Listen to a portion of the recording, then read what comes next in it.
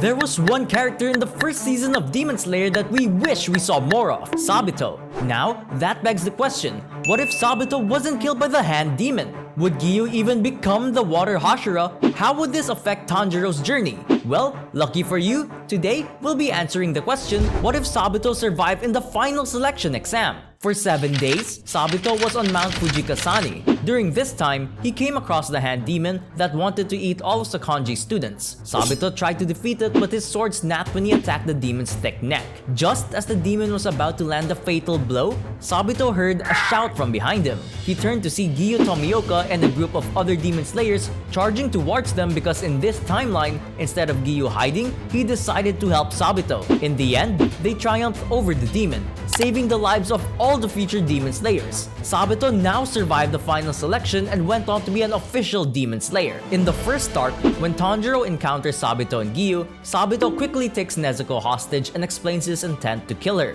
Tanjiro refuses to let Sabito take Nezuko and a fierce battle ensued between the two. Sabito, as we know, was supposed to be stronger than Giyu. Tanjiro, however, is not one to back down from a fight even if he isn't a demon slayer yet. But Tanjiro is overwhelmed by Sabito's speed and skill, and he struggles to keep up with his opponent. As the battle between Sabito and Tanjiro continues, Giyu realizes that Nezuko is not attacking them, but is instead trying to protect her brother. As the battle raged on, Sabito realized that Tanjiro possessed the potential to become a powerful demon slayer, but he is also determined to fulfill his duty as a demon slayer. Sabito knows that he must kill Nezuko, as she is a demon, but he is conflicted by the fact that she is also protecting her brother. At the end of the battle from the first arc, Sabito's sense of justice and his selflessness win out. He decides to spare Tanjiro and Nezuko, believing that they may hold the key to defeating the demons. He gives Tanjiro the information he needs to find Urokodaki and leaves, knowing that he has made the right decision. The Mount Natagumo arc starts with Tanjiro, Zenitsu, and Inosuke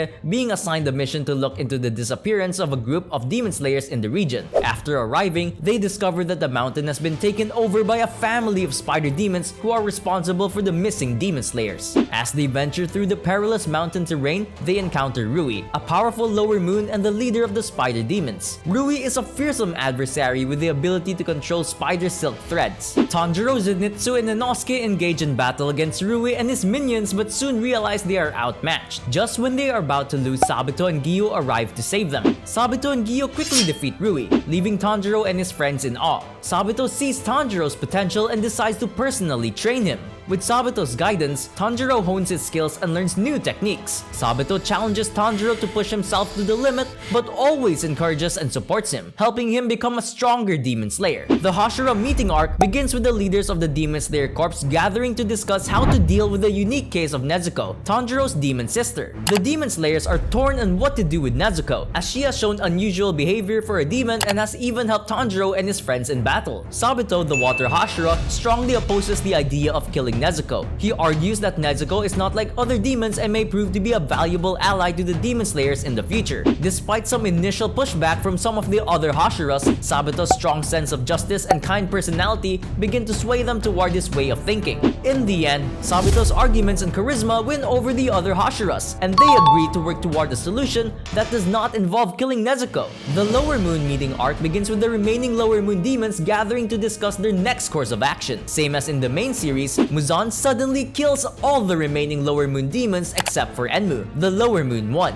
Muzan decides to spare Enmu and bestows him with more of his demon blood, making him much stronger. In this alternate story, Tanjiro becomes a little stronger than in the original storyline thanks to Sabito's training and pointers. The story begins with Rengoku, Tanjiro, Inosuke, and Zenitsu boarding the Mugen train in search of the demon responsible for the disappearances of several demon slayers. Without too much of a difference, the trio and Rengoku manage to kill Enmu with relative ease owing to the increase in Tanjiro's skills. Same as in the original timeline, they meet Akaza. In this alternate storyline, Tanjiro is able to hold his own against Akaza for longer periods thanks to Sabito's training. Despite Tanjiro's improved strength, even in this alternate storyline, they were not enough to defeat Akaza. The Upper Moon is able to mortally wound Rengoku just as in the original storyline. As Tanjiro and his companions begin their investigation into the disappearances in the entertainment district, they quickly discover that the area is controlled by a powerful demon named Daki, who is aided by her brother Gyutaro. Despite the demon's strength, Tanjiro is more confident in his abilities thanks to Sabito's training. The battle against the demons is just as intense and brutal as in the original story. However,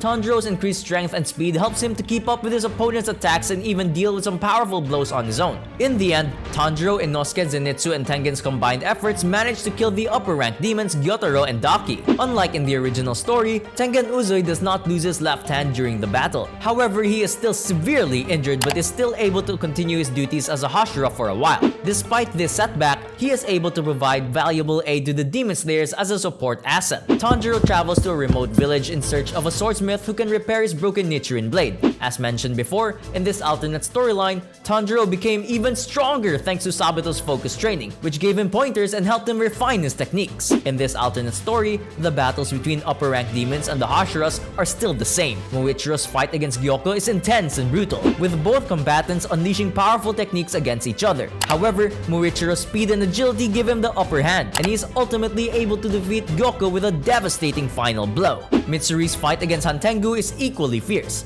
as the Upper Moon Demon uses his ability to split himself into multiple clones to confuse and attack Mitsuri. However, Mitsuri with her love-breathing technique and Tanjiro together with Nezuko allow them to sense the true form of Hantengu and land a critical blow, ultimately defeating him. The Demon Slayer Corps underwent rigorous training to improve their skills and fight against the demons more effectively. In this alternate story, Sabito and other Hashiras are training the Demon Slayer Corps. Nothing much is different from the main series other than Sabito leading a training regime. Kaguya summons all the Hashiras and Demon Slayers because of the attack on the Ubuyashiki estate. Sanemi hurries through the forest heading for the Ubuyashiki estate. To Sanemi's horror, a massive explosion destroys the mountainside as he approaches the mansion. Following the attack on the Ubuyashiki estate, Tamayo calls out to Sabito, the first to arrive at the scene. Sabito's eyes widen in horror as he sees Muzan. Realizing the gravity of the situation, with a fierce determination in his heart, Sabito swiftly draws his Nichirin blade and lunges at Muzan. But to his surprise, Muzan effortlessly dodges his attack.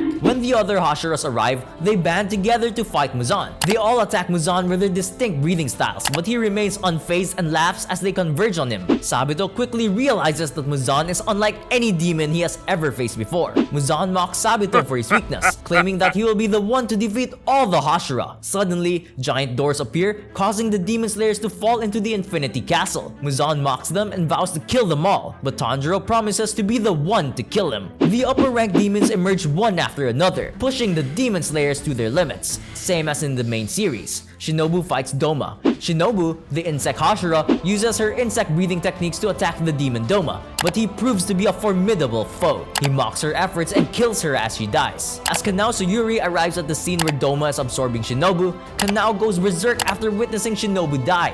Doma repels her and devours Shinobu's body, leaving only her butterfly-shaped hairpiece. As their battle continues, Inosuke appears amid the battle. The two Demon Slayers work together to fight against Doma. As the battle progresses, Inosuke learns that Doma was responsible for the death of his mother and vows to defeat him. At the very end, the two succeed in defeating Doma. On another battlefield, Zenitsu faces Kaigaku, his former fellow disciple who betrayed the Demon Slayers to become a demon. Kaigaku taunts Zenitsu and tries to convince him to join him, but Zenitsu stands his ground and fights back with his new technique, the Flaming Thunder God. Despite being gravely injured, Zenitsu manages to land the final blow on Kaigaku and avenge his fallen mentor. Now, this is the part that truly diverges from the main series. Sabito, Tanjiro, and Giyu are searching for Muzan Kibutsuji and Tamayo when upper rank 3 Akaza appears out of nowhere and initiates a fight. This battle is Tanjiro's way of avenging the death of the Flame Hashira, Kyojiro Rengoku. During the intense battle, Tanjiro manages to sever Akaza's neck,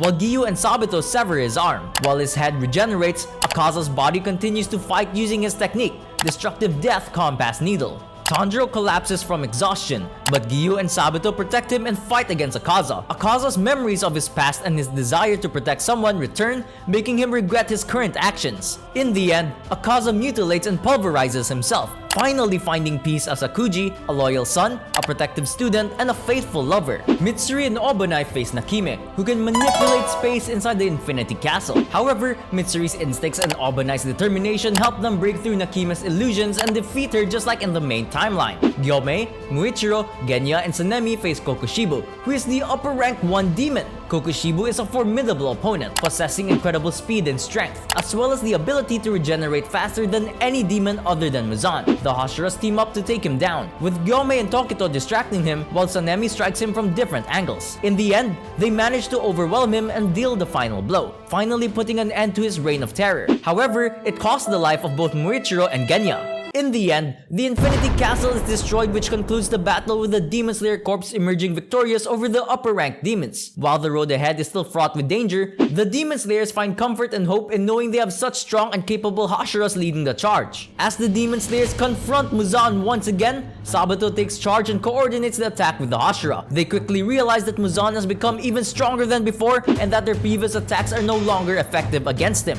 The Demon Slayers launch a coordinated assault, but their attacks do so little to slow Muzan down. As the fight rages on, Muzan unleashes a devastating attack that takes out many of the Hashira. Sabito steps up to take on Muzan, but he too is quickly overpowered. Tanjiro rushes to Sabito's aid, but he is outmatched by Muzan. However, as the Hashiras and Demon Slayer Corps continue to fight, they begin to gain the upper hand. In the end, it was a team effort that led to the downfall of Muzan Kibutsuji without him ever managing to turn Tanjiro into a demon. Tanjiro, with the help of his ancestors' vision and the support of his friends and fellow Demon Slayers, managed to finally strike the killing blow against Muzan. The sun finally rises, marking the end of the era of demons and the beginning of a new chapter for the Demon Slayer Corps, a prosperous future forged by blood and sacrifice, including several Hashiras. So, that's what would happen if Sabito survived the final selection exam. If you have your own theories, comment them down below. And have you ever wondered that instead of Tanjiro meeting Sabito and Giyu, what if Tanjiro met other Hashira like Obanai and Rengoku? What would have happened to him and Nezuko?